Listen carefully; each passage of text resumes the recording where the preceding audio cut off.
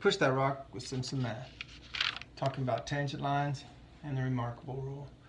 What line is tangent to y equals sine of x when x equals pi 6? So we want to know, we have the sine wave. We want to know what line is tangent to the sine wave when x equals pi 6. Now tangent lines share a point with the curve, they share a slope with the curve, and they have an equation that's linear, of course, because they're lines. So they have an equation y equals mx plus b. Let's find the shared point. Well, we want to know what point does this curve have when x is pi 6. So we put pi 6 in for the x value. This is function notation. It means put in pi 6 for the x value. So I do that. And what do I get? Well, when I put in pi 6, I get sine of pi 6, which we all know is 1/2. So that means it goes to the x, y point, that is pi 6 comma 1/2. And that's the shared point. The tangent line must also share that point. It must also go through this point here, pi 6 1/2, if it's going to be a tangent line. Okay, so we found the shared point. Let's find the shared slope.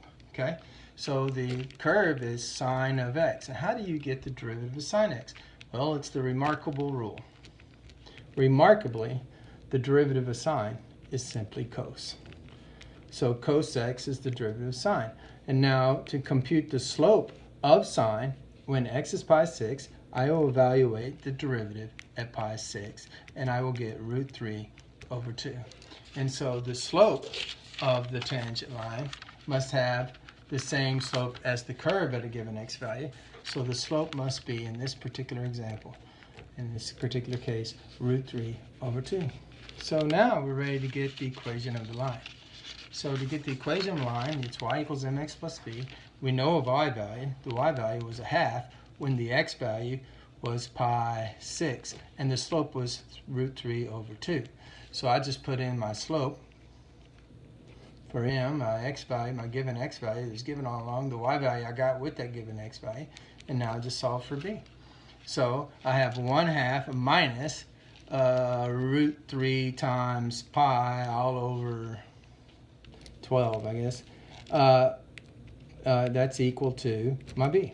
And you can get a common denominator here. I don't think it's really worth it. I guess I will. If I get a common denominator, I just multiply this by 6 to get 12. So I have 6 minus root 3 pi all over 12 is my b. I don't know if that's more simple than having a binomial. You still have a binomial in the numerator.